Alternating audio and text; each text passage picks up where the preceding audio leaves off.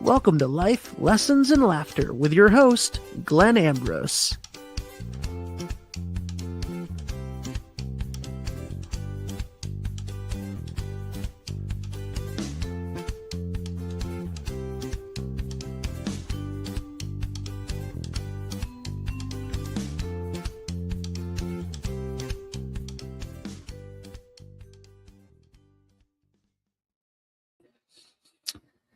Hello, welcome to the show, everybody. Welcome.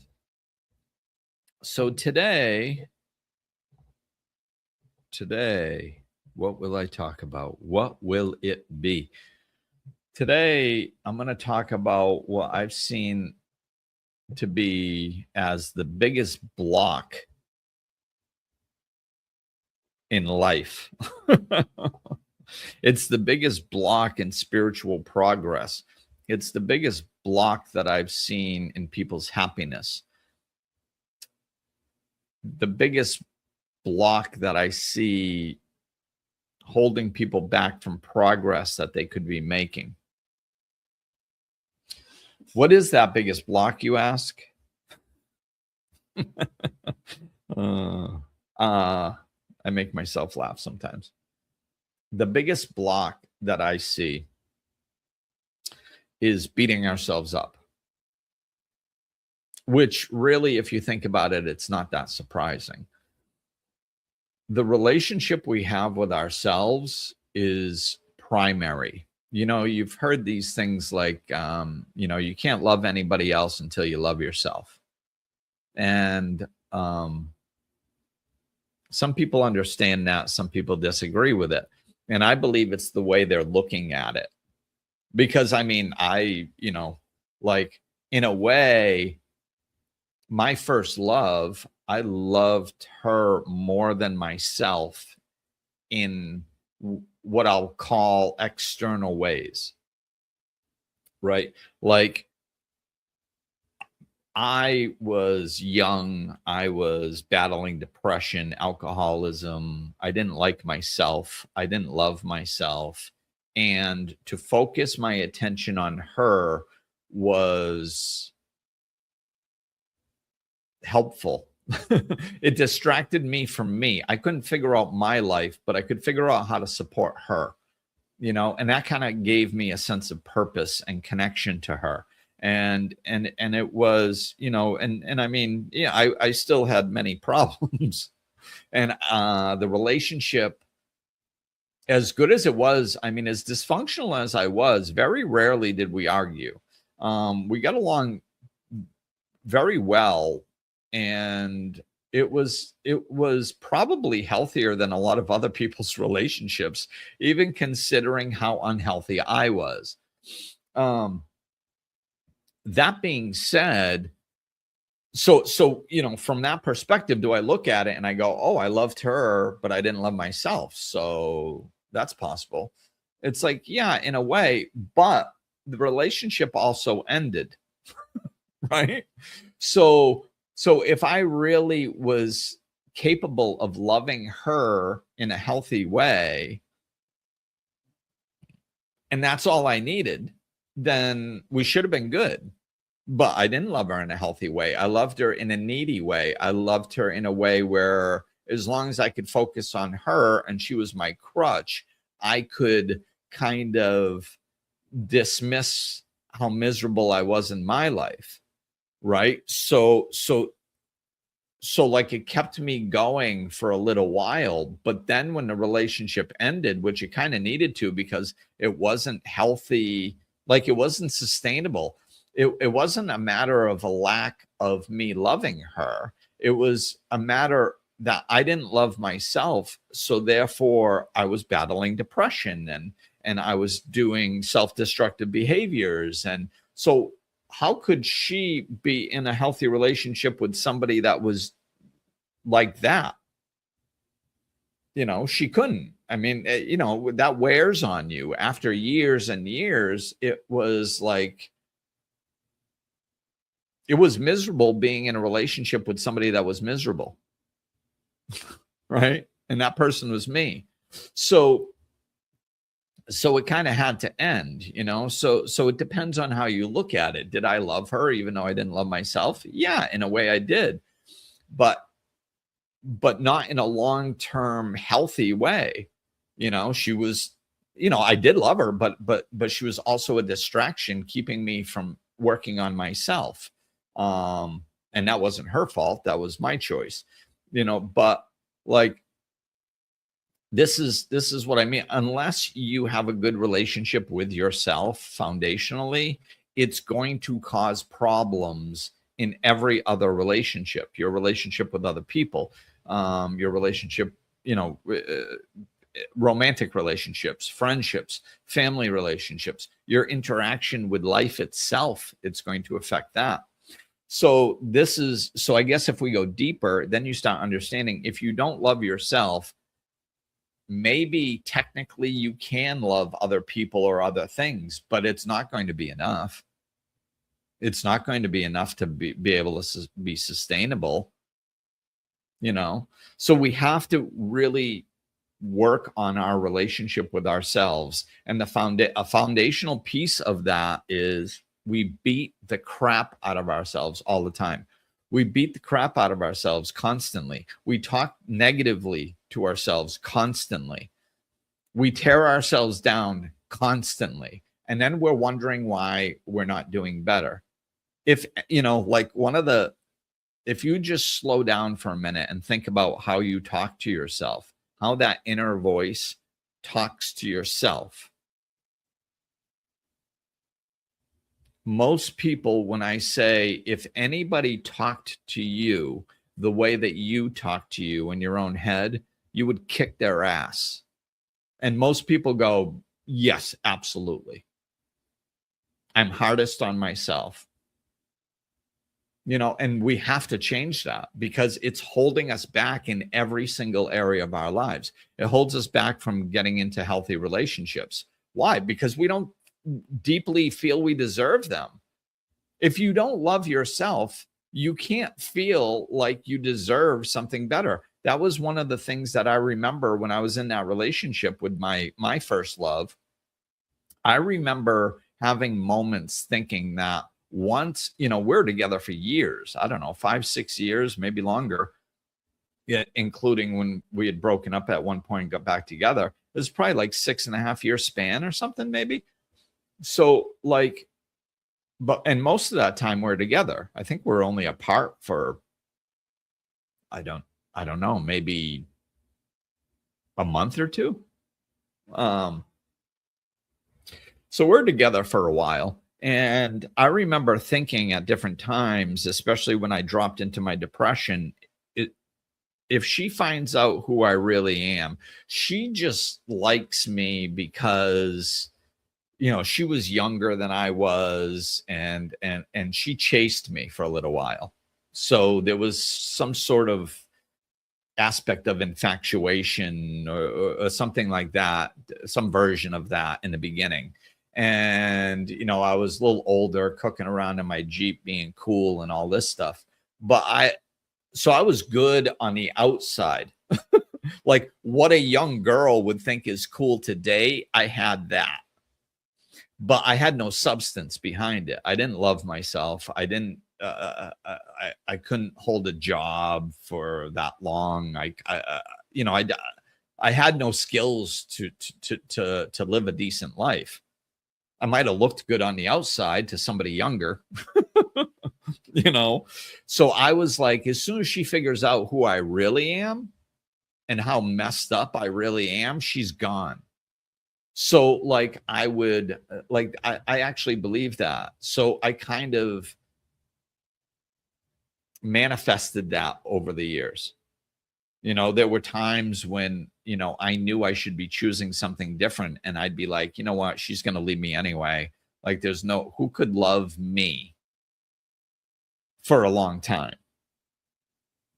Like nobody could, that's how I felt inside.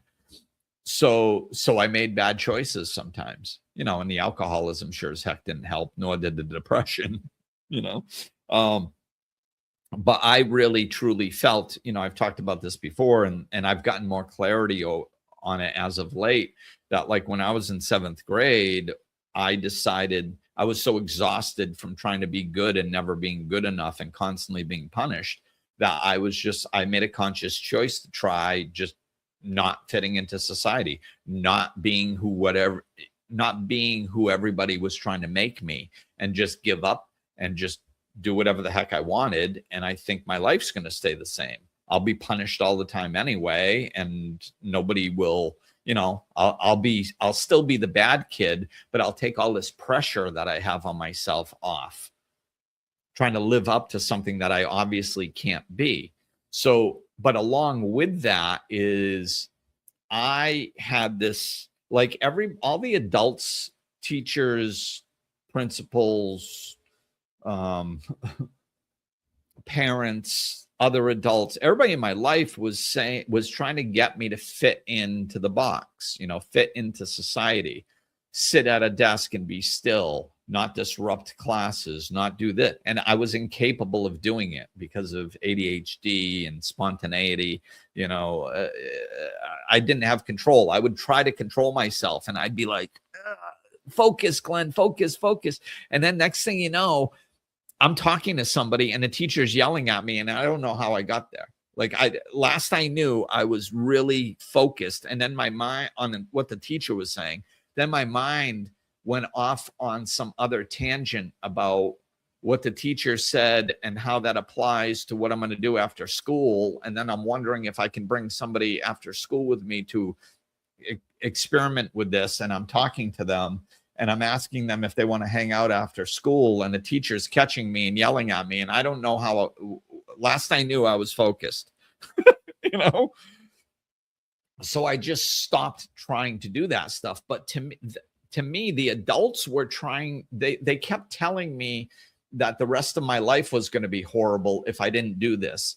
I wasn't going to fit into society if I didn't learn how to do this. I was going to live a crappy life if I didn't learn how to do this. So not only did I accept that I couldn't fit into society, but that I couldn't be who they wanted me to be, but I also accepted that I couldn't fit into society.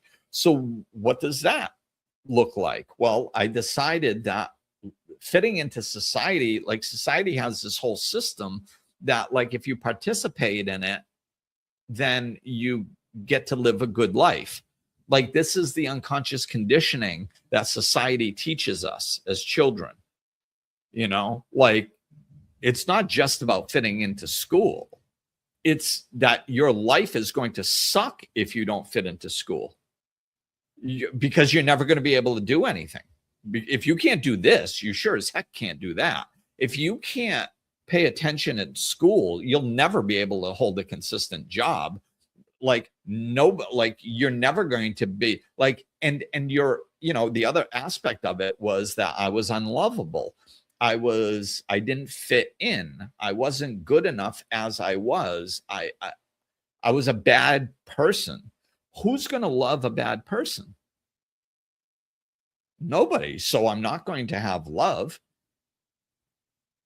Right. So on an unconscious level, I accepted these consequences as well. And I didn't feel like I had a choice. I had tried for 7 years to fit in, and it was really clear that I couldn't. So I had no other choice in my mind but to give up. And then when I gave up on all the things that was wrapped into that message that had been given to me by the adults in society. Oh, okay. Well, I guess I'll never have any money because like I'm bad and I won't be able to hold a job. So I'm going to probably live broke for the rest of my life. Oh, okay. Well, there's nothing that I can do to change it. So I might as well just accept it. I'm a bad person. Nobody is going to be there for me and accept me as a bad person. Okay. Well, I have to give up the hope that I can have people that are there for me or that are going to love me forever because I'm a bad person. So I gave up on all that stuff. Right? So then you go out into life and like, I don't have any of these skills. I don't have I don't think anybody can love me long term. I think it's a matter of time until they figure out how bad of a person I am, and then they leave. Okay, and I don't blame, I want to be clear. I don't blame my parents. I think I had really good parents, like really good parents, like above and beyond better than most parents.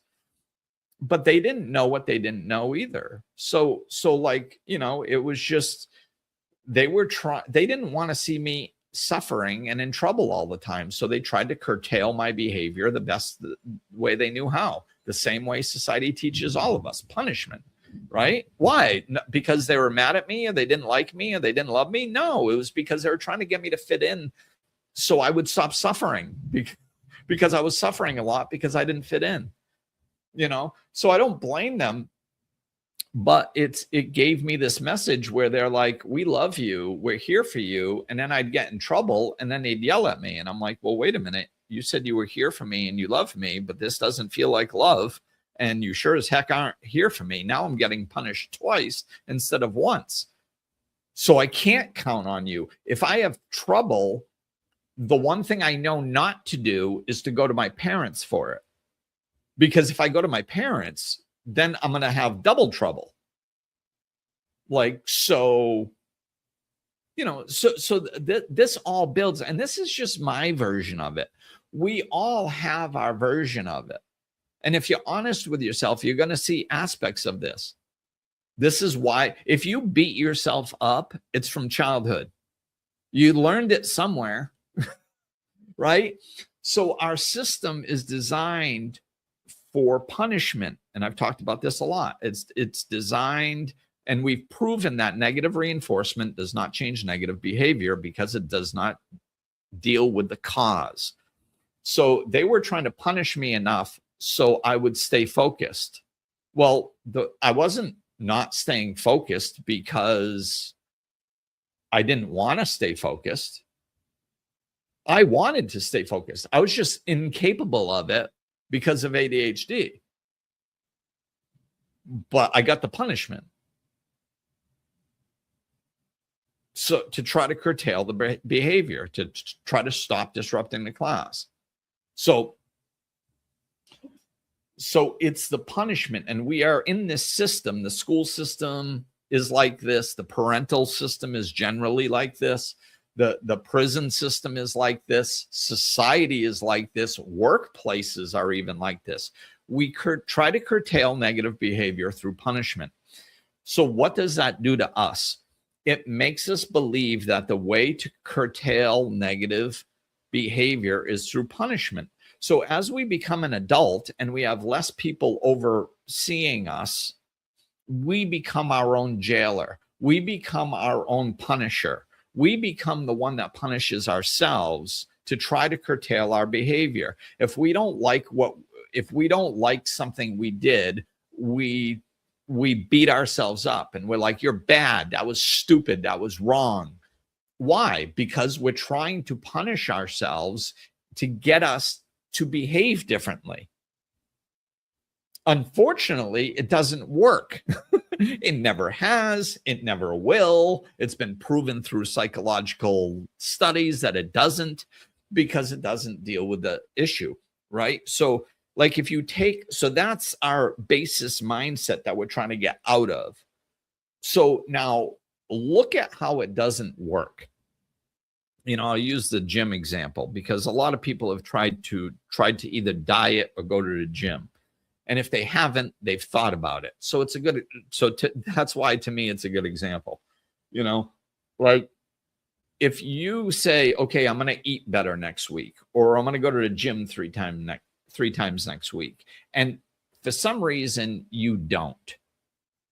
Maybe you're too busy. Maybe you give yourself permission to not do it, even though you want to when the time hits, whatever. For some reason, you don't do it. What's the self-talk that comes from that? It's usually something like, you're such a loser. You can't even make this simple change. I can't even believe this. I don't even know why I try. You're such a, this is ridiculous. You should be able to do this and you can't. And it's beating ourselves down, right? And when you do that, what does that do to your energy? Do you feel empowered? Do you feel more capable of accomplishing that task next week? Or do you feel less capable? Beating yourself up lowers your energy. It makes you feel less capable. Why? Because you just told yourself you were less capable. You can't even. That makes you feel less capable.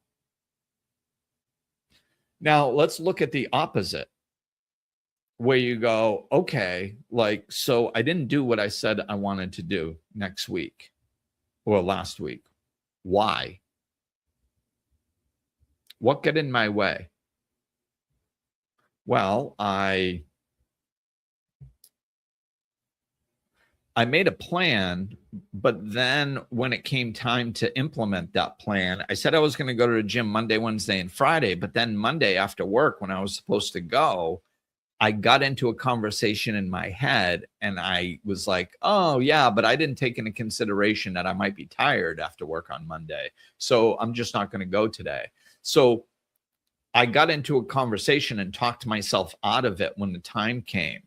Oh, okay. So what could I do differently next week?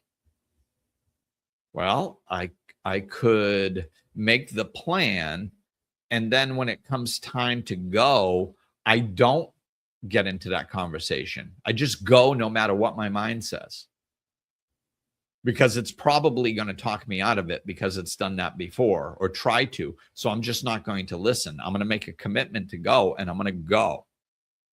And I can do that. I'm in control of myself. I mean, I'm me. Who else is in control of me? Of course I can do this. So I'm just going to make myself go no matter what my head is saying, because that's just my ego. Oh, okay. All right, cool. Well, I had a problem. I wasn't aware of this last week, and that's why I failed. But now I am aware of it. So now that I am aware of it, I'm much more likely to succeed. So I think I can do this. I'm going to do this, man. I got a better plan now. I can do this. Now, you talk to yourself like that. Do you feel empowered to do better? Yeah. Not only that, but you figured out an actual practical solution that might help you. So if you're not, you can learn from your past, but you shouldn't be beating yourself up for it. See, this is what we do, is we combine two things together, and then it's very difficult to navigate and figure out, because we're so conditioned to beat ourselves up that that's the only thing we do. And if anybody says, well, if the thought happens to pop into our head, well, did we learn from our past? We'll probably be like, yeah, I looked at it and I realized I screwed up. So I yelled at myself. So I learned from it. It's like, yeah, no, that's not how you learn.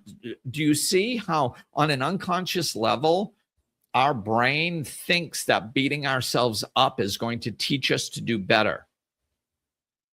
Because that's how we were conditioned. That's what our brain thinks. And it's not true. It disempowers us, and we don't even look for the lesson. We don't even look anymore how to do better. That's learning from your past. Learning to do something better than what failed is learning from your past. That is beneficial.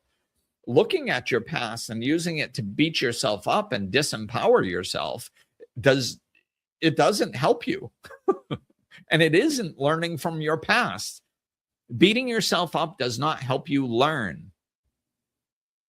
If you do it enough, it might curtail a behavior or two, but it doesn't even do that consistently well.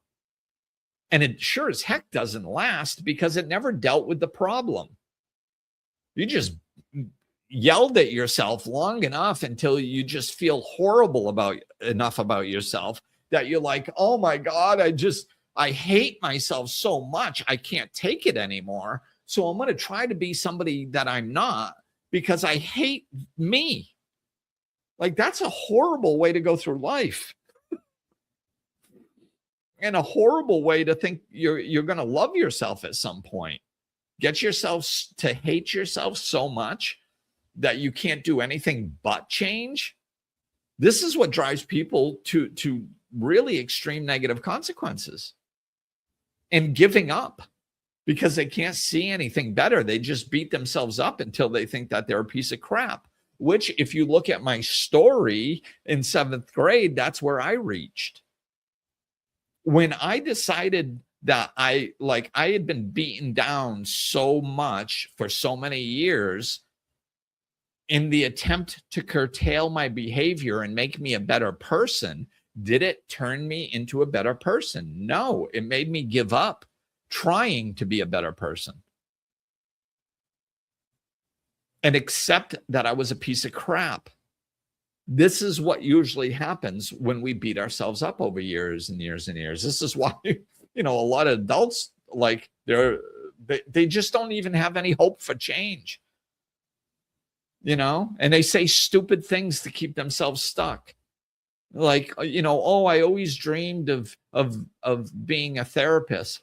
I always dreamed of being a therapist, but now I'm 30 and it's too late and I could never be one now. Like, it's just, I missed that boat. It would take too long to catch up. And it's just, And then you go, well, no, you can do it. You could still become a therapist.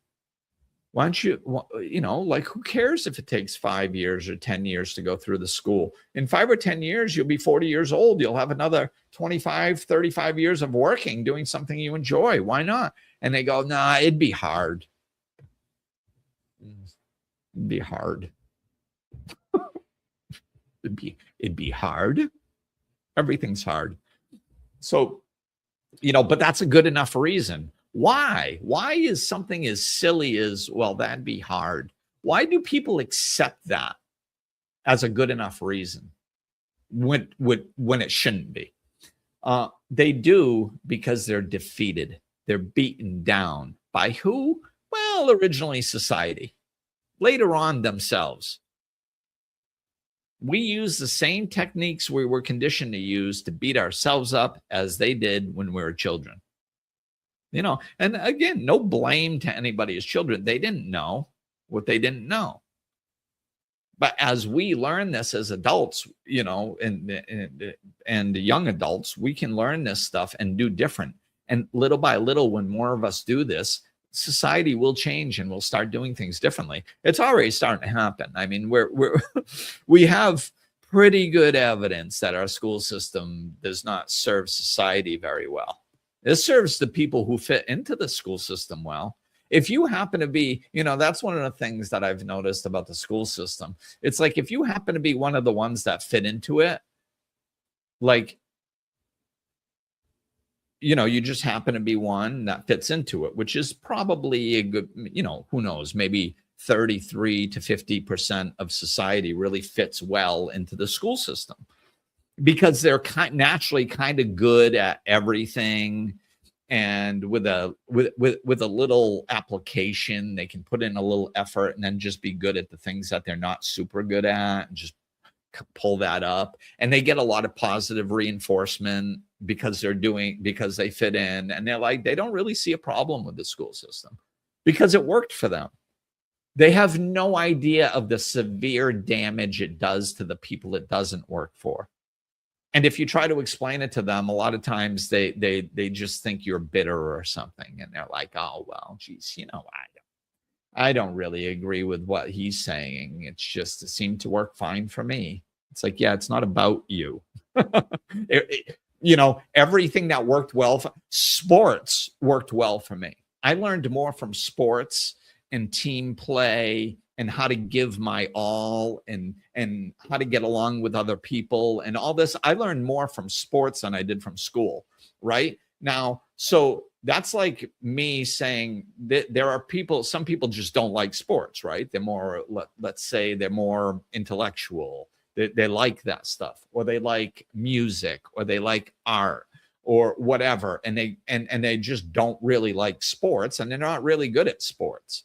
And that's like saying, like, well, sports worked well for me, so like sports are great and everybody should play sports.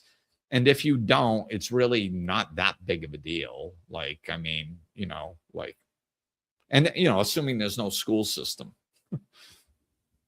Like if you if you were mandated to play sports, I think everybody would benefit from that. Why? Because I benefited from it. It's like, well, that's not true. If somebody doesn't fit into the sports system, they shouldn't be made to do it 6 hours a day, every day for 12 years. Like, how would you feel if that was the system? Oh, that would have been horrible. Yeah. And do you think you would have a self-esteem issue when you were done? Because no matter how hard you tried, you couldn't fit in. You couldn't do well. You were always yelled at. You were always picked last. You were always embarrassed because you didn't fit into the sports system. Try experiencing that for 6 hours a day for 12 years and see what that does to your self-esteem. Or made to play music even though you're not interested in it. Right? So this is what I'm talking about. Like, it takes a toll on our self-esteem especially if you don't fit in to a particular system. And even if you do fit into a particular system, let's say you weren't punished much in school, right? A lot of high achievers in the educational system, we see this when they go off to college, they experience severe depression and overwhelm because they're putting pressure on themselves to match up. Even the star students, a lot of times, are putting too much pressure on themselves, and or their teachers or their parents are putting too much pressure on them. And they start suffering from depression, and bad things can happen. So my point here is, I'm using the school system to show this, but it's rampant all across society. And even if you fit into the society and or school system fairly well, you've been exposed to punishment as a way of curtailing negative behavior your entire life. And we've just explained how that doesn't work. So that's why you beat yourself up in your own head. This is the main problem. This is where it comes from. This is where it stems from. This is why we're all like this. Okay. So what we need to do is stop beating ourselves up. And we need to build ourselves up. We need to celebrate the little victories. I've done podcasts on all different aspects of this. Celebrating the little victories, and you can do keyword searches and stuff. So celebrating the little victories. When you do something right, you got to really feed that. Oh, yes, I'm doing it. Yes, I'm doing it. Way to go. We have to understand that change takes place over time. One of the most common things I see people do when they're trying to shift their behavior and their mindsets, which determines how we interact with life, is what they do is they go, okay, I'm not going to lose my temper because I'm going to pause first and catch myself. Or I'm not going to get overwhelmed because I'm going to pause and I'm going to catch myself or something. And then they do it, and they get off the call with me, and they're all hyped up and they're amped up because I'm amping them up. I'm giving them clarity on what they need to do, why they need to do it, and they're excited because they can see how it's going to work out well for them, and they can see how it's going to benefit them, and they can see how it's going to bring a happier, healthier life for them. So they're all excited and they start doing it, and they do really well, and then after a week, all of a sudden they're busy and something captures them, and they forget to pause, and they're off doing what they said they weren't going to do. And now they start beating themselves up. Oh, there we go. I could only do it for a week, and then I screwed up. I'm such a moron. I can't believe this. It's not even 2 weeks. I didn't even make it to the second call with Glenn, and I'm doing this again already. This is horrible. Now I'm back to square one, and I'm such a moron. And it's like, whoa. That is not what change looks like. It's unrealistic. we have to have realistic expectations, or no expectations is better, but at least have them realistic. Is that what change look like? I mean, did who was amazing? Of course, when I think of basketball, I think about Jordan, right? Did he ever miss a shot? Of course he missed a shot. Like in baseball, they strike out, and a phenomenal batting average is 400. Like, I don't even know if anybody has ever sustained a 400 throughout their career. I don't think so, but I could be mistaken. But like 400 is unheard of, just about, right? That means you strike, that means you don't get a hit 6 out of 10 times. Like, and if you look at change is, we are very habitual beings. So change 99% of the time looks like from going from point A to point B, and there's space in between. So what happens is a more realistic outlook on what change looks like, and a better way to keep track of your progress in any area is understanding this. Change looks like when you do something 10 times a month, and then that you don't want to do. And then the next month you do it 7 times a month. And then the next month you do it 4 times a month. And then the next month you do it 2 times a month. And then the next month you make it the whole month without even doing it once. And then you make it another month and you don't even do it once. And then you do it once. And then you correct. And then you don't do it again for another month. Like, this is, and the numbers fluctuate, of course, obviously, right? So, but that is what change looks like. So when you screw up once, it doesn't mean you're back to square one. It doesn't mean you erased all the times you did it right. I mean, think about what we're doing. A lot of people understand that we're building new neural pathways in our brain from a scientific perspective, right? So the way that works, and there are other ways to make changes, and a lot of times going emotional is even quicker than changing the neural pathways. The neural pathways will change afterwards, but you can make the adjustments quicker through deeper work. But I digress. That's another podcast. So when the way that you create neural pathways is when you reinforce a way of thinking or a way of behaving in a particular scenario, right? So you have a stimuli happens, and then you go to this negative neighborhood of neural pathways that you've built up in your past. So it's like somebody yells at you, you yell back. Let's just say that, right?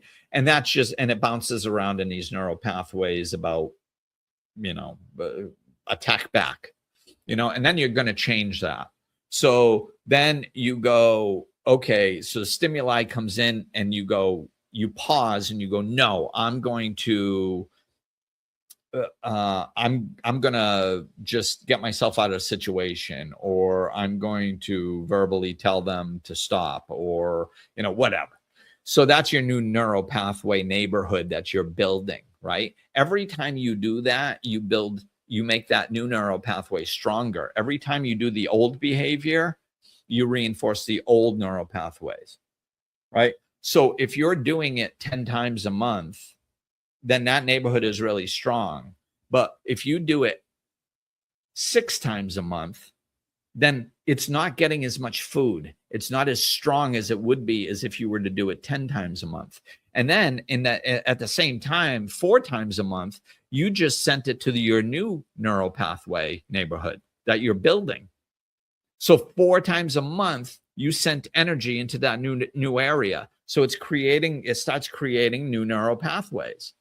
And then the next month, you do it only 4 times, and it only gets 4 times the food. And then the new way gets 6 times the food. And then the next month, it only gets 2 feedings of food, and the new one gets 8 feedings of food. Then the next month, it gets 0, and then you give the new one 10. So when it doesn't get much reinforcement, the old neighborhood starts to disintegrate. And the one that's getting the attention, the sustenance, that starts expanding and becoming your new norm. That's how it works. It works over time. Now, sure, if you could snap your fingers and just do 0 and 10, you'd build new neural pathways quicker. But that's not realistic. It doesn't happen that way. That's not what change looks like. Change is progression. It's not snapping our fingers. We don't leap to the top of a mountain. We walk up it step by step by step by step, and then we get there. You know? So we have to understand these things so we stop beating ourselves up, because I mean, this isn't theory. Like, you know, I think when I first say, like, you know, I can feel people's energy. So when I first say stuff like this, when I go, you got to beat yourself up, you know what they do? You know what the ego does? I can feel it. What the ego does is it says something like, yeah, I really am hard on myself. I should stop doing that. But hey, what can you do? That's life. I'm just hard on myself. Like, we've accepted it so much that when somebody says, hey, you got to stop beating yourself up, we come up with this thing like, yeah, that'd be nice. I wish I could. You know, that's another thing I hear. Oh, I wish I could. Oh, my God. Oh, I'll tell you, my life would be great if I could do that. And they act like they can't. Like, you know, this is my personal responsibility podcast, that 2-part series. I got all like jacked up on that, I think, because something that goes up my ass sideways is how people think that they are not in control of themselves. Like, then who's in control of you? You know, but by the same token, if you go to people and you say, you know what, you don't even know why you're doing what you're doing. You're just walking around unconsciously. They get very defensive. They're like, the hell, of course I know why I'm doing what I'm doing. I know what I'm doing and why I'm doing it. What do you think? I'm stupid? They get very defensive, right? And they don't. They don't know what they're doing or why they're doing it, as a general rule. But they've accepted it really good. Yeah, you know, it's just how I am. It's like, what do you mean? That's how you think God made you that way? You think God created these creatures that he loves and then put this thing inside of them to hate themselves and to beat themselves down on a daily basis? Why? Like, you know, whenever I think about what God would do, I think about what I would do for my son, because God is a creator. I am a creator. That's how I am made in the image and likeness of God. So the love that I feel for my son is similar to the love that God feels for me. So if God loves us, why the hell would he create a system where we just beat ourselves up? I wouldn't do that to my son. Humans created that system out of their ignorance. And we've accepted that that's part of it. It's not. This is not naturally how we are.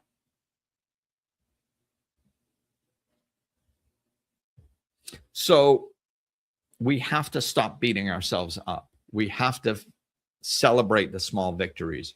We have to understand what change looks like. We have to give ourselves positive reinforcement, you know, and part of that is when we're doing work on ourselves, we have to, you know, this is kind of celebrating the victories, but we have to keep our eyes on the prize, because if we don't, every time we screw up, we beat ourselves up over it. And every time we recognize a flaw in how we are interacting with life, we beat ourselves up. So when you're first leaning into self-work, working on yourself, whether you call it the spiritual path or whether you call it self-help or what, I don't care, whatever. When you start putting an effort to become a better version of yourself, do you want to know the first thing that happens is you start seeing problems and you start gaining clarity on the problems. And you know what most people do? Beat themselves up over it. Like, this is how ironic and built in it is, and how confused we are. We go, I want to be a better version of myself. I want to start working on myself. So the universe or God or whatever says, great, let me support you in that. And we automatically start looking for ways to enhance our lives and to live happier, right? And then, so what do we see? Do it cracks me up. It's almost like we don't think it through, right? Because it's almost like we're expecting to find good things. How would that help us?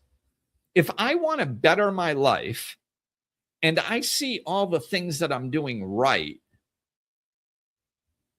how would that make me a better person? I'm already doing them right. So generally what we see is what we're doing wrong. And instead of getting excited that, oh, good, I have clarity on what I'm doing wrong, so now I can fix it. Let's move towards the solution. Now I see the problem. This is wonderful. Now let's work towards the solution. Instead of doing that, we beat ourselves up over the problem. Oh my God, look, I'm a control freak. I thought I was a loving person. I thought everybody else was control freaks. But I find out that I have control issues. Oh no. Oh no. I have control issues. I'm a bad person. This is horrible news.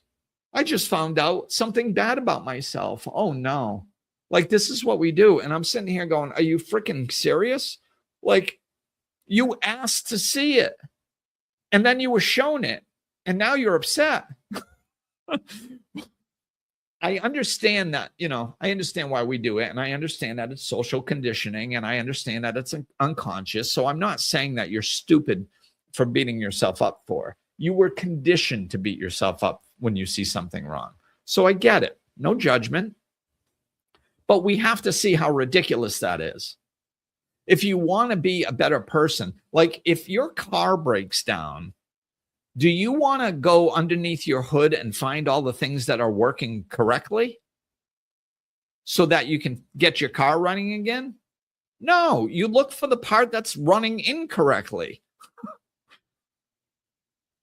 And then you correct it, and then your car runs well. It's the same with us. And there's not a hell of a lot of ways that we are similar with cars, but this is one. When you're looking for when you want something better, you have to look for what's preventing you from being better and then put energy towards that. That's called progress. It's how progress happens.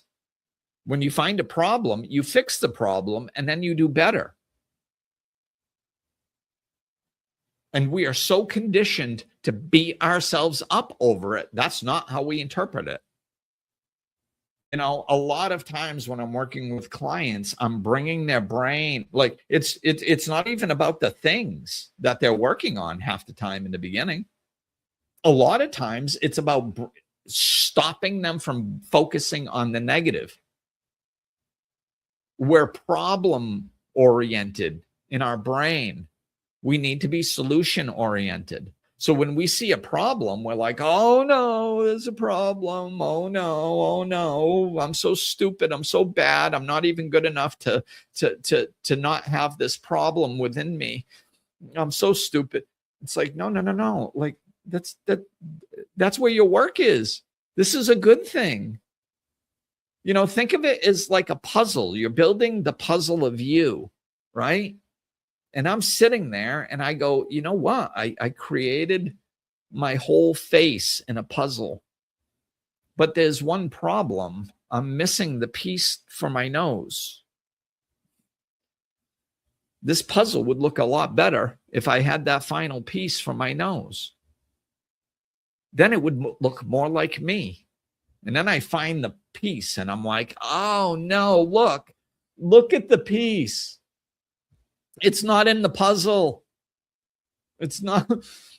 I didn't even put this piece in the puzzle. I'm such a moron. What a loser I am. Oh my God, this piece isn't in the puzzle. Oh no, woe is me. It's like, well, why don't you just put it in the puzzle? You found the problem. Use it. to solve the problem. People, it might sound silly unless you've experienced it, but once you get this, your path to becoming a better version of you goes a million times more smoothly. And it's actually enjoyable.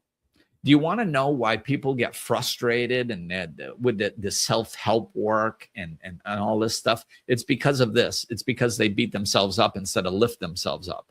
So they're like, oh no, another thing to work on. Oh no, woe is me. I found another problem. Oh, this sucks. I have something else to work on. Oh no. And like, that's why it sucks, because everything feels like work and it's miserable. But if you start celebrating finding these things and you're like, oh, sweet, I identified the problem. Now I can fix it. Because really, that's like 75 to 90% of self-work is identifying the problem. The reason I say that is because you have zero chance of solving the problem until you identify what it is. Zero. If you don't know what your problem is, you can't fix it. So we can go 5 years, 10 years, 20 years, 40 years, sometimes living dysfunctionally because we don't know what the problem is. As soon as we find out what that problem is, we can start shifting it. No matter what it is, if it's a little problem, we can fix it instantly. If it's a larger problem, it might take weeks or months or maybe even a year or two.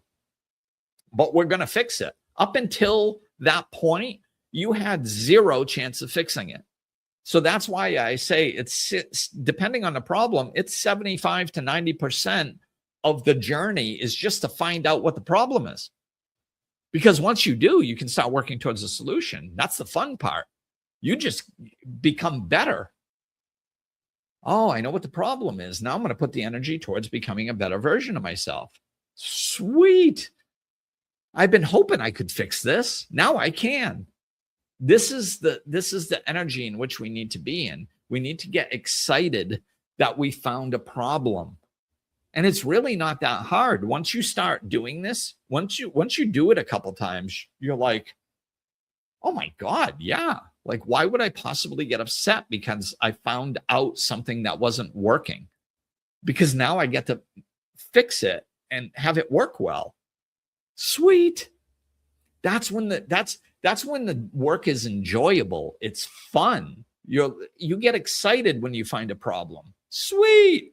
Now I get to be a better version of myself and I don't have to live like that anymore. It's like walking into a pitch black house and banging your shins on the coffee table and the side of the couch and the chair, and you're stumbling around and it sucks and you're getting hurt, and you finally find the light switch and you switch it on and now you see everything. Like, what are you going to do? Curse the darkness and get all pissed off and go, oh, this sucks.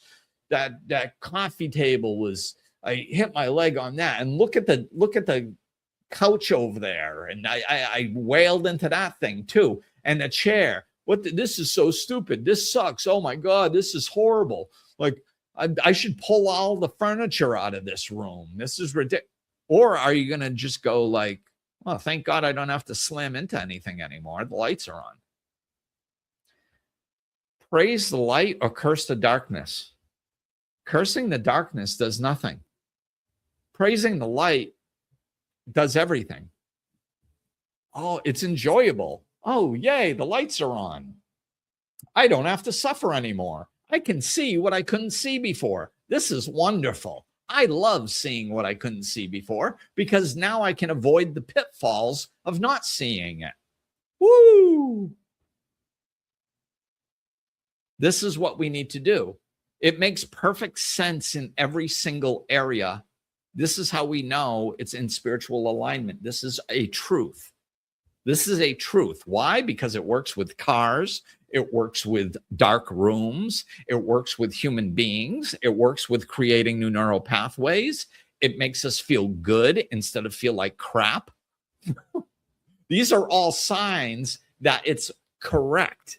It's the right thing to do. So we got to get out of this habit of stop beating ourselves up. It makes our journey much longer.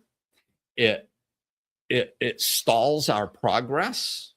It makes us dislike ourselves and feel bad about ourselves. It disempowers us. It's one of the main things about spirituality and self-help. It always must empower you. You must, that's the whole point of being a better version of yourself, being more empowered, to be able to do more, to be able to handle more, to be able to, without getting knocked around. Like, that's empowerment. So if it doesn't feel empowering, if it feels disempowering, then you shouldn't be doing it. Beating yourself up is disempowering. There is no positive benefit. The only thing it can do is temporarily curb negative behaviors. Temporarily, never permanently, because it doesn't deal with the cause. And even if you curtail some negative behavior, you feel like crap about yourself for years. We're carrying around things that we did 40 years ago that we don't do anymore because of the punishment we experienced. But there's that little kid inside of us that experienced the punishment that still thinks they're a bad person because of it. And it's buried way deep down inside. So there's negative repercussions from this stuff, even when it works seemingly positively. So, yeah, I feel complete. I think that was everything. All right. Thank you, people. Thanks for listening. Let me know if I can be of service. And, I've got some single sessions available for discovery sessions for people that are interested in trying one out. So let me know if I can be of service. All right.